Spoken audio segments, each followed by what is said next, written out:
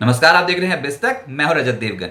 जैसे जैसे लोकसभा चुनाव अपने अंतिम चरण में है, वैसे ही सबके मन में उत्सुकता है कि किसकी सरकार बनेगी। और शेयर बाजार में भी सबसे बड़ा प्रश्न यही है कि किसका होगा राज तिलक, कौन जीतेगा चुनाव और बाजार पर उसका क्या असर देखने को मिलेगा। तो इसी गुत्थी को सुलझाने के लिए एक महापोल रखते हैं आपके सामने। ये अलग अलग ब्रोकिंग हाउसेस का नजरिया है, इलेक्शंस आउटकम जो कि प्रोबेबिलिटी है और अलग अलग ब्रोकिंग हाउसेस क्या समझते हैं, उससे जुड़े सवाल उनसे पूछे गए। तो पहला प्रश्न यही है जेफरीज के सामने जो रखा गया कि किसकी जीत होगी, आप क्या मानते हैं कौन जीतेगा। तो जेफरीज का कहना है बीजेपी। बीजेपी भी बेट लगा रखी है कि बीजेपी दोबारा से सत्ता में आएगी।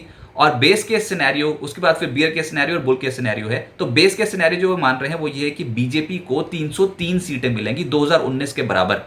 बियर केस क्या, यानी कि सबसे खराब स्थिति क्या हो सकती है कि बीजेपी हार जाए, 2004 जैसी स्थिति बन जाए और बीजेपी इलेक्शंस हार जाए, जो कि इस समय बहुत मुश्किल है कहना। जेफरीज ने इस प्रोबेबिलिटी को एक तरीके से नाकार दिया है। वो ये कह रहे हैं कि अगर फिर भी ऐसा होता है तो मुसीबत बन जाएगी। बीजेपी हारी तो 2004 से ज्यादा बड़ी करेक्शन देखने को मिलेगी।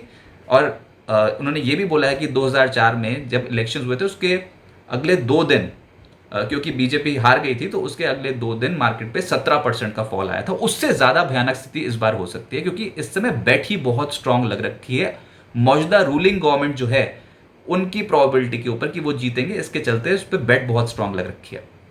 तो अभी तो वो मान के चल रहे हैं कि ये जो बियर केस सिनेरियो है इसकी प्रोबेबिलिटी बहुत कम है।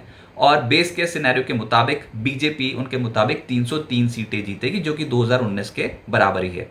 अच्छा, यूबीएस का क्या मानना है किसकी जीत होगी। बीजेपी की जीत होगी, वो भी ये कह रहे हैं। बियर के सिनेरियो में बीजेपी को 272 से कम सीटें मिलेंगी, यानी कि मेजॉरिटी में नहीं आएगी और इंडिया गठबंधन की जीत हो सकती है। ये बियर के सिनेरियो है, लेकिन वो भी यही कह रहे हैं कि इसकी प्रोबेबिलिटी कम है, क्योंकि बुल के सिनेरियो में 272 प्लस सीटें अगर बीजेपी को मिल गई तो आप समझो कि उसके बाद बाजार ने वहीं से ही चाल पकड़नी शुरू कर दी है। 272 प्लस सीटों के बाद ही हम तो बोल रहे हैं 330 340, पता नहीं कौन कौन कितने कितने आंकलन लगा के बैठा है।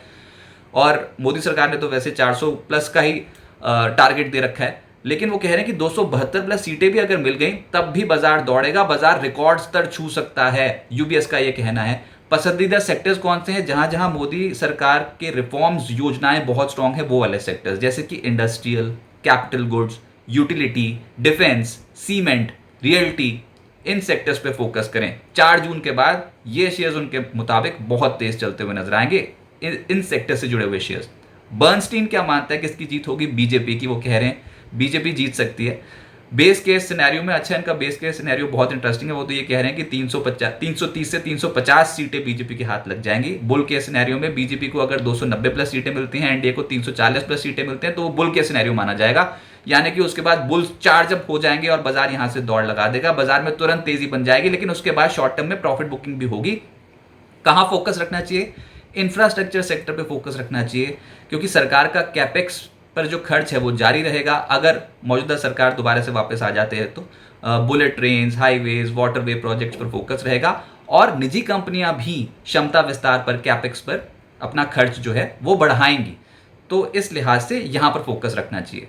उसके बाद फिर जो डोमेस्टिक इंस्टीट्यूशंस जैसे कि जेएम फाइनेंशियल, उनसे भी यही प्रश्न है कि कौन जीतेगा। तो उनके मुताबिक बीजेपी, अभी तक तो यही मान के चल रहे हैं सब कि बीजेपी की सरकार वापस आएगी। बेस केस सिनेरियो में बीजेपी को 299 सीटें और बियर केस सिनेरियो में 290 सीटें, इससे कम की वो प्रेडिक्शन कर ही नहीं रहे। यानी कि वो हर स्थिति में मान रहे हैं कि बीजेपी की मेजॉरिटी जो है वो बीजेपी की आने वाली है। बुल के सिनेरियो में 310 प्लस सीटें अगर बीजेपी के हाथ लग गई तो बुल केस सिनेरियो बनेगा। बुल केस सिनेरियो का मतलब कि बाजार बहुत तेज हो सकता है उस स्थिति में।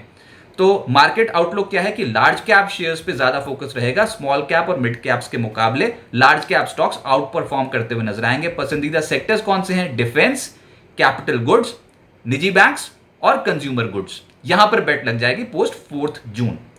कोटक ऑल्टरनेटिव एसेट मैनेजर्स, इनके मुताबिक भी बीजेपी जीत रही है, अभी तक तो यही प्रोबेबिलिटी नजर आ रही है इनको, और उसी पे ही बेट लगा रखी है बाजार ने बहुत बड़ी। बियर के सिनेरियो में क्या होगा कि बीजेपी को 200 से कम सीटें मिले तो फिर वो बियर के सिनेरियो माना जाएगा, उस स्थिति में मार्केट टूटेगा।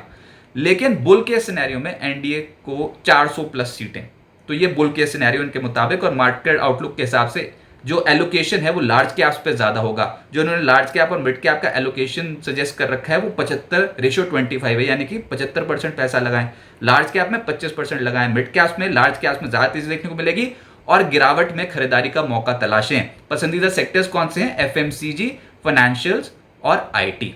तो इन सेक्टर्स पे बेट लगती हुई नजर आएगी।